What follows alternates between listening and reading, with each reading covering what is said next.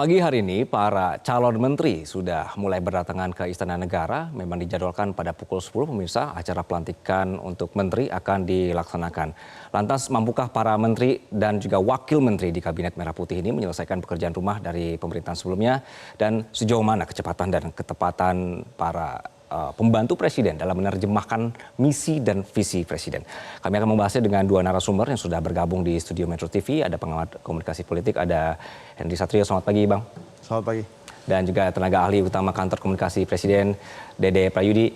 Mas Uki, panggilannya Mas Uki. Betul, pagi. betul. Sehat ya, Mas? Alhamdulillah sehat, Mas Anggi. Ke Bang Hensat, Bang, gimana Bang? Itu kita disuruh tos katanya. Disuruh tos. Bukan, tos itu artinya pemirsa. Gimana Bang tadi malam? Lihat nama-namanya, puas? Iya, gini ada beberapa underline ya. Yang pertama, kita harus memberikan kesempatan kepada Presiden Prabowo untuk memulai pemerintahannya, memimpin pemerintahannya, dan memimpin kabinetnya gitu. Kalau kemudian beliau memilih kabinet yang memang besar, isinya banyak, 109 orang, ya kita berikan aja waktu dan kesempatan itu. Nanti kan kita tinggal lihat, dan saya yakin Pak Prabowo ini kan bukan pemimpin yang artifisial ya. Dia belak-belakan apa adanya. Saya rasa 100 hari pertama beliau juga langsung melakukan evaluasi tuh. Kira-kira bagaimana, karena kan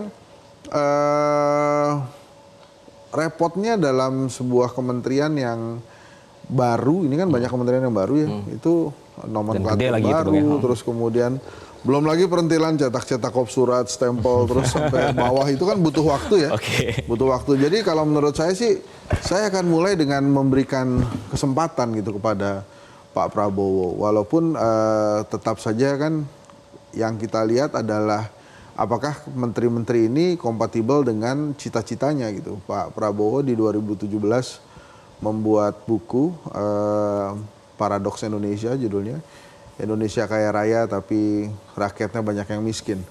Dan itu kemarin disebutkan lagi tentang kemiskinan itu pada saat pidato pertamanya dia di gedung DPR MPR.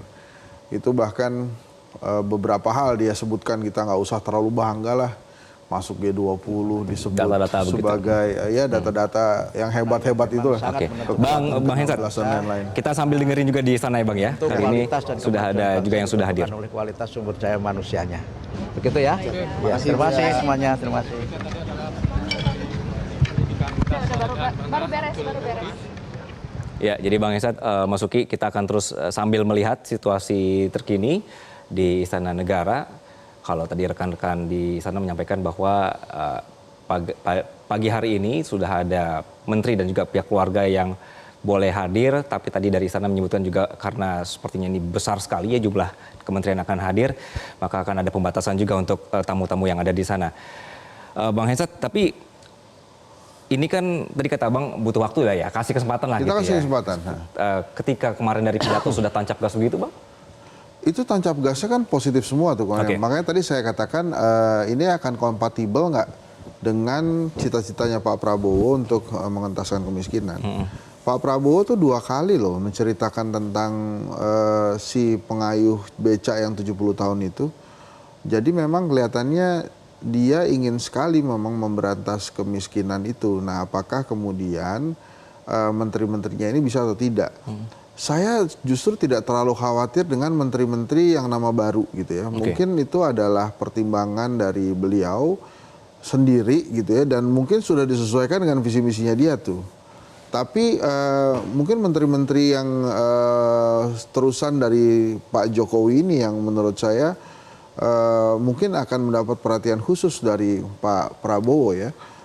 Beberapa nama kita sudah kenal, bahkan rekam jejaknya pun kita sudah lihat, sudah kita catat juga plus minusnya. Tapi kan kemarin dipanggil lagi oleh Pak Prabowo, mungkin juga dia nyaman karena itu sudah lama berteman kan di kabinetnya gitu. Jadi ya kita lihatlah bahwa apakah nanti kompatibel dengan cita-citanya atau tidak.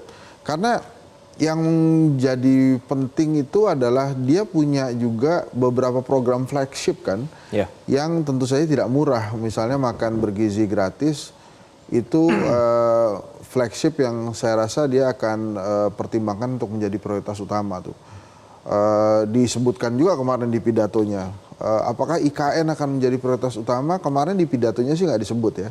Infrastruktur juga tidak disentuh juga oleh Kemarin itu lebih ke lapangan pekerjaan. lapangan pekerjaan, kemudian keamanan, anak-anak, kemiskinan anak-anak, dan lain-lain. Jadi itu ada tuh di dalam buku Paradoks Indonesia dia tuh.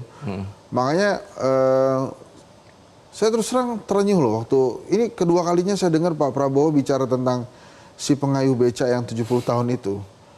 Ini orang keren juga. Jadi maksud saya dia kan elit ya. Dia tuh lahir dari lingkungan yang bapaknya juga ada menteri gitu. Kakeknya juga salah satu pentolan di Indonesia gitu ya. Terus keluarganya juga ya keluarga yang bukan hadir dari keluarga yang termasuk golongan sederhana di Indonesia. Oke. Tapi kemudian dia beberapa kali mengucapkan pengayuh beca 70 tahun itu menurut saya sih luar biasa tuh. Bahkan Pak Jokowi pun belum pernah ngomong tentang Oke. pengayuh beca yang 70 tahun itu. Oke, Jadi cerita- saya harus optimis nih dengan kabinet ini, Mas Anggi. Oke, optimistis ini akan kita lanjutkan usai jeda ya, Bang Hensat, Mas Uki, dan pemirsa tetaplah bersama kami di pagi hari ini. Jelajahi cara baru mendapatkan informasi. Download Metro TV Extend sekarang.